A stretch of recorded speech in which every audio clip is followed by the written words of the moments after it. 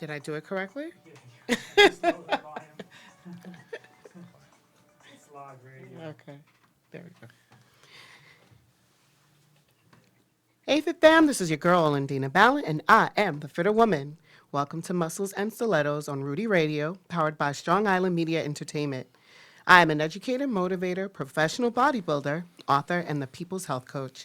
I'm a woman who most definitely loves to wear her muscles and stilettos.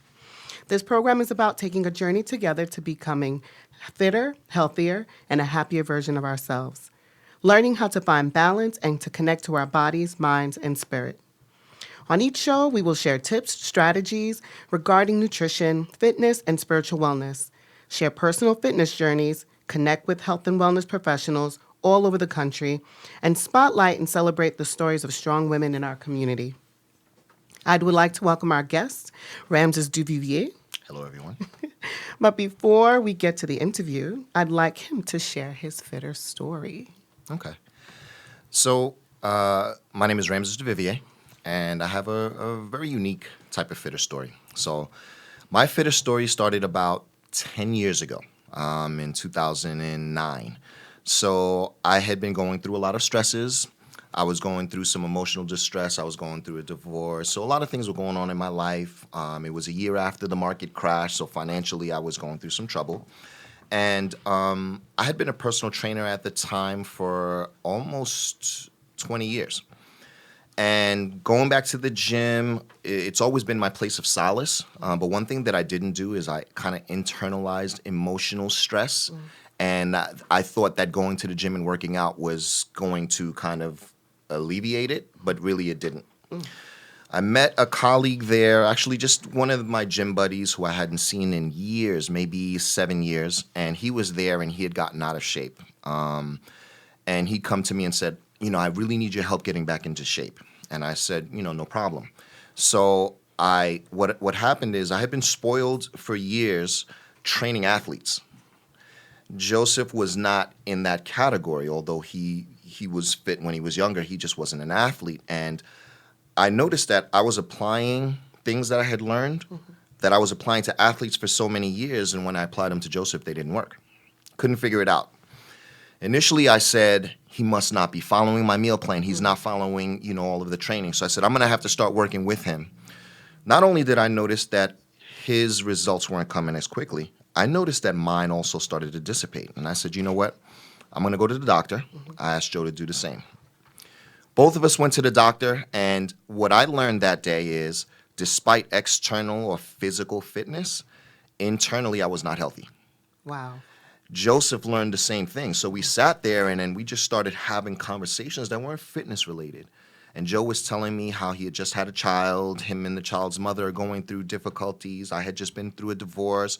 I'm concerned about losing my job. And that's when I realized, okay, this stress thing that we learned about in my sports nutrition, it's real. This stress hormone, I said, what I realized is that there was not a direct correlation between fitness and health. And that's what I learned. So you found that you can have the best body ever Absolutely. and still be unhealthy. Internally, yes. So, Yes. which is amazing because we hear that from a lot of people. I'm eating correctly. I'm going to the gym. I'm doing what I'm supposed to do, but nothing is changing. Yep. And they get so stressed out about it, they become disappointed, and they're like, okay, I must be a failure. And so, realizing that in your story, you're coming from a very physically fit background, and you're comparing that to your client, Joseph, who was not physically fit, and you both are having the same struggles. Yep. So I was reading your bio, and you've been working in healthcare for over 22 years. Yep. I started when I was 5, guys. I'm not that old. And you said, I was laughing at this part, you're like, my real W-2 form, my real job was as a personal trainer. I had to fill out my W-2 form. That was the first job I ever had, was in personal training at Jack LaLanne. People are like, what's Jack LaLanne? Yeah, Bally's Fitness. What's Bally's Fitness? I'm You old. aging yourself right Pretty now. much, Jack pretty much. LaLanne. Yeah, first That's job. okay. That's okay. Because I was at Bally's when it existed. But later on, you went on to get your certification in sports nutrition. And as you said, you noticed that these backgrounds for what you were trained to do was to train an athlete. And that was not applicable or not transitioning over very well to your other clients who come from a different fitter story. Yeah.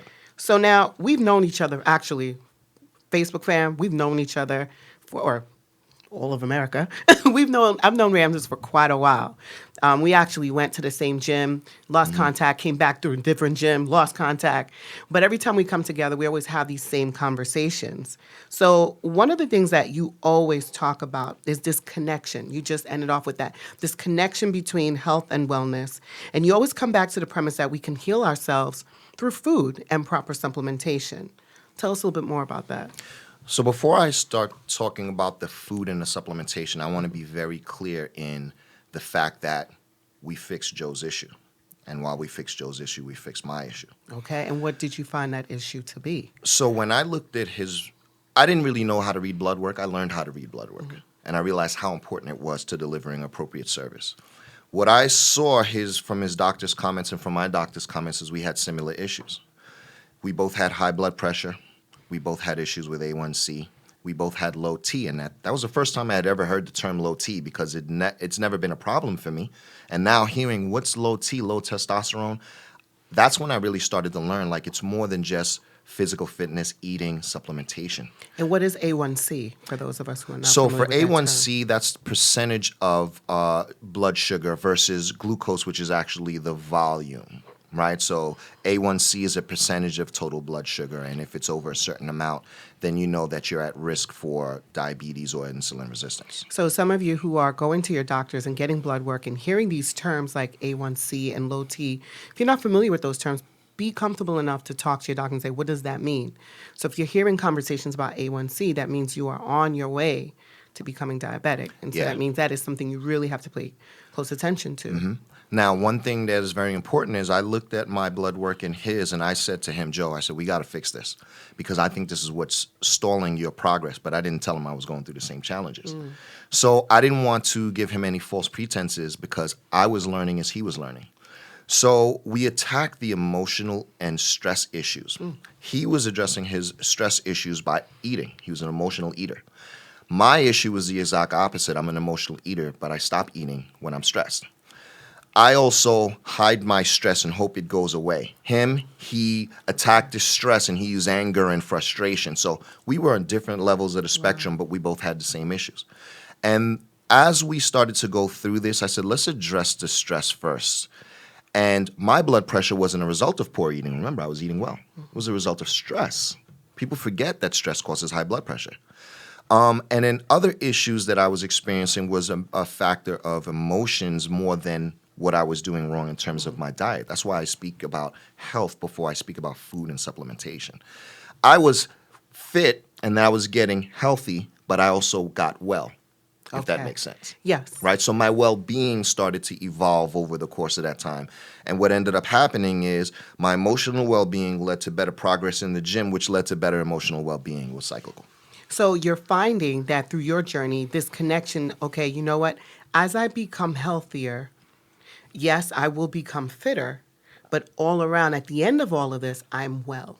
Correct. And there is a difference between, because a lot of us, we are chasing this six pack. Yep. We're chasing this, the muscular arms and the great body, not realizing that in chasing that, we're not looking at the correct things. And if we address our health, we will definitely see the progress in our physical changes, becoming physically healthy. And then, as you said, now your mindset begins to change. So I want to actually speak to Go that. ahead. In our journey, it didn't even take a year for us to see results. Within 8 months, I had lost 35 pounds and I hadn't even started the weight management portion of my diet. And I'm like, wow, health really was the issue. Joseph, who was 10 years younger than me at the time, lost 68 pounds in the same 8 months. No longer had diabetes, no longer had high blood pressure. So I didn't even start to work on the plan. Remember, I had learned sports nutrition and personal training. Correct. And it's kind of like a silo. You manage the macros, you manage the micros. You want to build muscle? Here are the macro ratios. You want to lose weight or lose fat? Here is the micros. It was a silo. None of those silos address health issues. They all So they address give the you fitness. this format. Correct. Exactly. They give you a format. lose this. If you want to lose this much weight, you need to eat this many Correct. calories. If you want to gain this much weight in muscle mass, you got to eat that many calories. Correct. But we're not built like that. That's not how we're built. We are each individuals with different needs. Yes. As a And matter of different fact, challenges. today, based on my nutrition knowledge, I would be considered in a calorie deficit. My calorie intake is only between 2,500 and 3,000 calories a day. Wow. Yet I'm 240 pounds. Correct. So clearly, I'm not malnourished. Obviously. Right? So, Busting out that suit. Y'all see that, right? I'm just saying. but it's important to note that what I had always thought was, I got to make sure I don't go into a calorie deficit. So here I am eating 4,000, 5,000 calories to build my size. And meanwhile, today I maintain my size with half those calories. Right? Correct. And I'm not malnourished. Why? Because I'm eating nutrient-dense foods and I'm eating a better quality of food. So my body's absorbing more nutrients and it's actually utilizing more of the food in the appropriate way, rather than saying, I got to use what I can with all of the food you're stuffing into me and then get rid of or try to get rid of or store what's left over. Correct. So you're finding that you just eating quality foods, knowing exactly what you need, addressing the issues that you specifically have, this is what you need to be able to address your wellness. I your health. prioritized health. And by prioritizing health and also being conscious of what wellness was, like stress, emotion, by being conscious of those two things, my physical fitness got better. Exactly. And it makes sense. One is the foundation. So health is the foundation. The foundation. To everything. So now speaking about this foundation, you and I always talk about gut health. Gut health being the foundation of being healthy. Yep. Can you explain more about that? What is gut health? Sure. And why is it something we need to pay attention to? So there's a number of things we can pay attention to. We could pay attention to high blood pressure. We could pay attention to high blood sugar. We could pay attention to low thyroid hormone or slow metabolism, as we call it. We could pay attention to those things. And each of those things start with what we bring into our bodies, right? So how do we bring it into our body? We can breathe it in. We can bring it into our skin. But what do you think the most prominent way to bring something into your body? By consuming You it. ingest eating it. So when you ingest it, the first place that it has to go is to the gut. Now, when I say gut, Yes. the gut is where the majority of the bacteria are, right? So when we speak about gut, we're speaking about the microbiome or microbiota. If you don't understand what the microbiota is, it's all of the bacteria that we have in the body, good and bad. And it creates an ecosystem of good and bad bacteria. Some of us have better good bacteria. Some of us have very specific types of good bacteria, even though it may not be that much more than the bad bacteria. And you'll see people who are skinny, but they can eat however they want. It's just saying that they have a different gut microbiome than I do. Correct. When I eat inappropriately, it shows on my body. With them, it does not. However, you look at their blood work and you'll see how unhealthy they are. Correct. Right? So that person walking around with what you perceive to be the a phenomenal body, Yes. a phenomenal shape, Yes. they may not even be healthy. And Yes. that person that you perceive to be unhealthy Correct. is in good health. Internally. Correct. So, and I point to, certain people who I've run into in the gym, and there was a couple of guys, and then it was the first time that I heard of the term colitis, which is more of a digestive type of Correct. issue. And they both had colitis, which is something that starts with, poor gut. But they both had six packs. They both had 18-inch arms, and they were super physically Yeah. fit. However, when I saw their blood work, one of them in particular, his testosterone was low. He had high estradiol, which is estrogen.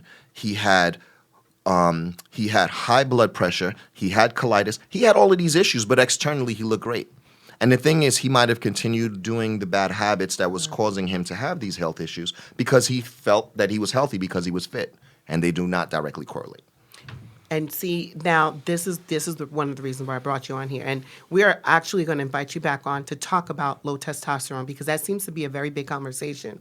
And, yes, the fitter woman, she loves her women, but we know a lot of our women have husbands and brothers and sons, and they want to take care of them as well. And I feel like that is a conversation that needs to be had because now there's so many supplements Correct. that are addressing this issue of low Correct. testosterone. But Correct. we will definitely invite you back on for that.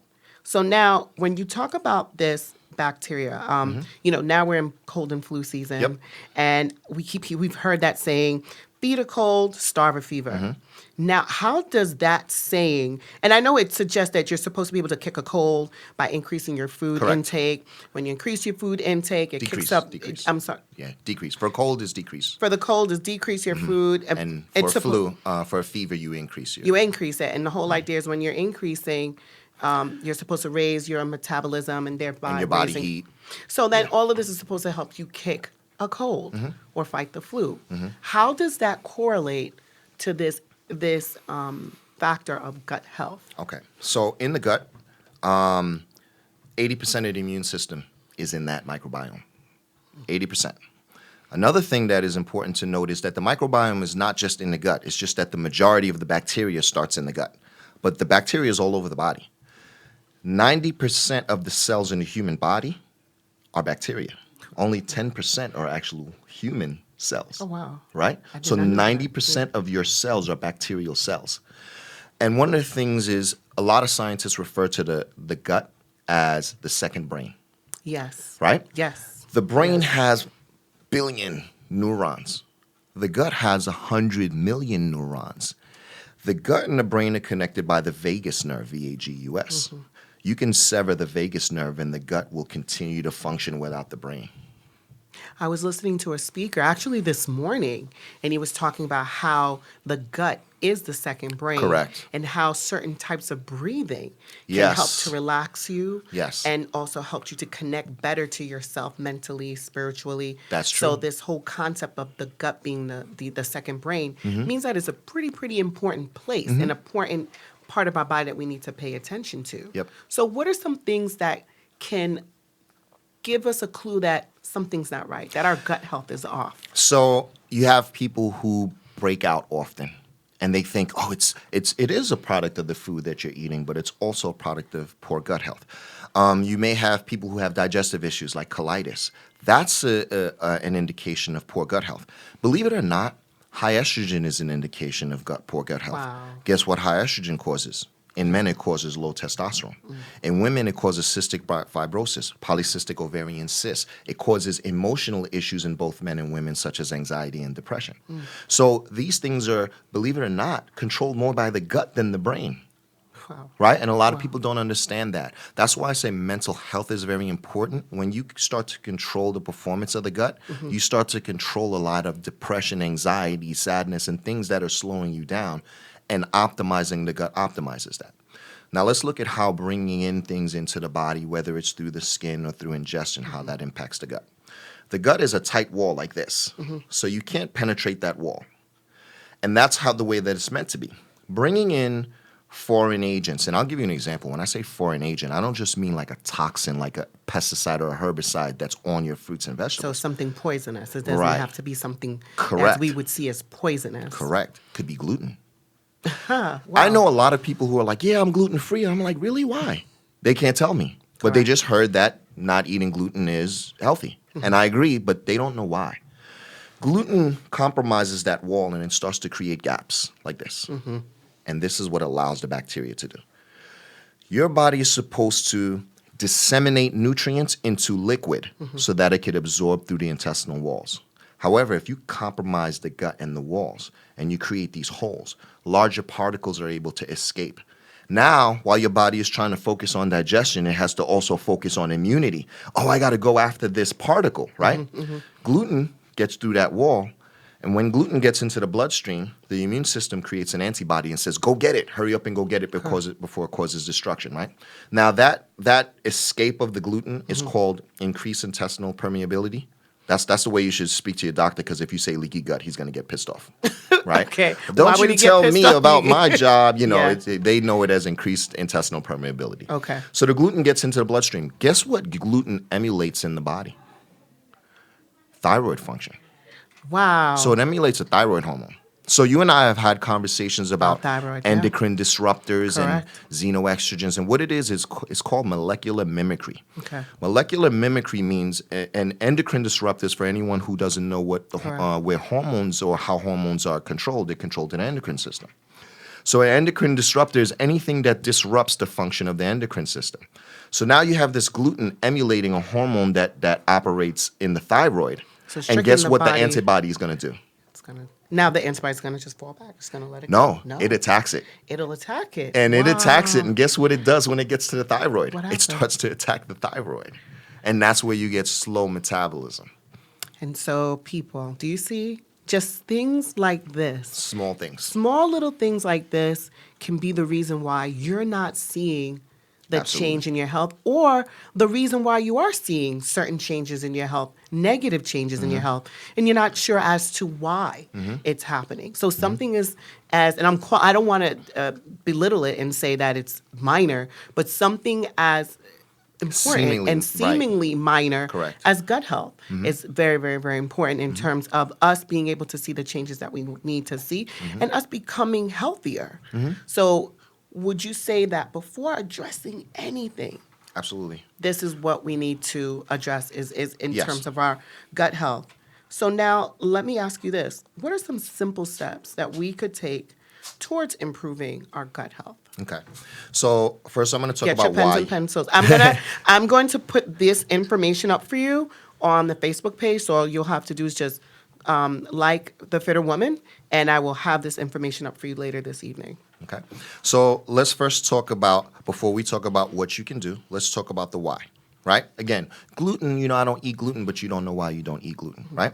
And earlier on in this discussion, we had spoken about supplementation and food. And I said, before we talk about that, let's talk about the gut.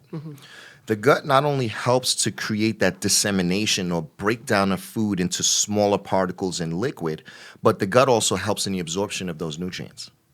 Unhealthy gut, guess what we don't do well? We don't break food down well, That's and we right. don't absorb nutrients well. That's right. You want a supplement to work better, you have to work on your gut. You want the food that you're consuming to be more efficient, you have to start with your gut. One of the ways to start is one of the practices that I have, and a lot of people, they like to put things in a box. Oh, you're keto. I'm not keto. Oh, well, you're doing you're paleo. I'm like, I'm not paleo. My diet changes according to my needs, not according to me getting a six-pack or me eating high That's right. fat. It's not a fad. My diet, the way that I eat, changes with the seasons, and it also changes with my body. If Absolutely. I reach a plateau, I'm going to make a change. But always, 100%, I start with the gut. One of the ways that I do that is fasting, right? So we spoke about Yes. cold and flu season. Yes. When you fast at the 12-12 fast, that means 12 hours fully fasted and 12 hours And fed. folks, fasted doesn't mean that you're starving. Correct. There's a way to fast. There's an importance. There's a health. There's a sequence There's a whole of how you get to sequence to it. fasting. So you're not sitting there going, I'm going to just stop eating for 12 hours. Right. But there is a whole sequence to it. Yeah. And I'm going to just say this. Do you see how Ramses said that I eat according to my lifestyle? I eat according to what I need. I eat according to what season I'm in. So depending on what he's doing, that will dictate how he eats. How I eat depends on what activities I'm involved in. Am I building muscle? Am I losing? Am I trying to, what is it that I'm trying to do? That's why cookie cutter diets do not work. No. Because they don't take into consideration your lifestyle. So please continue. So fasting. At the 12-hour fast, your microbiome starts to get optimized. Why? Because bacteria, just like we do, require food. When your healthy bacteria does not find food, it looks for food. When your bad bacteria doesn't find food, it just wreaks havoc. So if you starve your healthy bacteria, it'll start consuming weak or foreign bacteria. See now So how that's you will why start to they're optimize called- your gut. So now by starving, Yeah. you're telling the healthy cells, hey, there is food there. Go get it. Go get it. And that's it's why the I unhealthy said cells. that's why I said that it can help with respect to fever and flu. Those foreign bacteria, after 12 hours, your body starts to attack it. Give you an example. So when I first fasted during a cold, it wasn't a planned fast. It was just that it was in my fasting window. I caught a cold, stuffy nose, sore throat, all of the symptoms. My ears were clogged up, headache, and I was in my fasting window, and I hadn't planned to eat, but I wasn't hungry anyway. At the end of 23 hours, I still hadn't taken in any food, but guess what disappeared after 23 hours? my cold. cold was gone. And you know, it's interesting. I was fighting a cold last week, and the end of it would just wouldn't. I couldn't kick it, and I said, you know what? I'm gonna fast today. I did a 14-hour fast because by this point my body is used to it, and I immediately after I broke the fast, the next day the cold was gone. Gone. So just by fasting, it just made a significant difference in that. So this idea, these are not just old wives' tales and Correct. something that is just, you know, oh, superstitious beliefs. There is actually a foundation to it. Yep. So now, I'm sorry, Bobby, time check? You have 4 minutes. 4 minutes. See how time flies when I'm having fun with you guys, fam. So you are listening to Muscles and Stilettos on Rudy Radio, powered by Strong Island Media Entertainment. This episode has been sponsored by the Fitter Woman University, a customized, holistic, and wellness program designed to help you achieve individual goals and maintain a healthy lifestyle. Say goodbye to the cookie cutter diets and yo-yo dieting. Learn how to get on track and stay on your path to wellness. We are now accepting applications. Full scholarships are available. We have actually already given 2. Contact Fitter Woman University at 321-348-7966 or email thefitterwoman@gmail.com. So, Ramses. Yep. Ramses is actually going to be working with us with Fitter Woman University, so I'm so excited to have him on board. So where could we find you if we wanted to get more information in regards to gut health? So right now, Fitter Woman is probably the best option because I am a full-time student. So as part of my bio, I am back in school. I've been in healthcare for 2 decades, and I've transitioned from technology to business, and now I'm studying on the clinical side. Okay. So in terms of my time, there's not that much time or bandwidth. And that's one of the reasons why I started partnering with the Fitter Woman, because it still allows me to offer my services, but I don't have to actually carve out that time outside of my studies and my job. So if you want to get in contact with Ramses, you can always come to me and just email me or call me, and I will definitely get you in contact with him. So, closing remarks. Ramses, if you could go back before your transformative self, what would you tell yourself? So one of the things that I prioritize now is I do prioritize wellness, and that includes health. So I would have definitely prioritized my well-being over my physical fitness in the past, and I could have probably avoided a lot of things. However, I am happy to have had that journey. There's no disappointments there that I learned it so late in my life. I am happy to have had that journey because now I think at the level of maturity that I am in terms of age and in terms of experience, I am more likely to share it than I probably would have been 15, 20 years ago if I would have learned it sooner. But prioritizing health and wellness over body composition and aesthetics is definitely something that I would have told my younger self.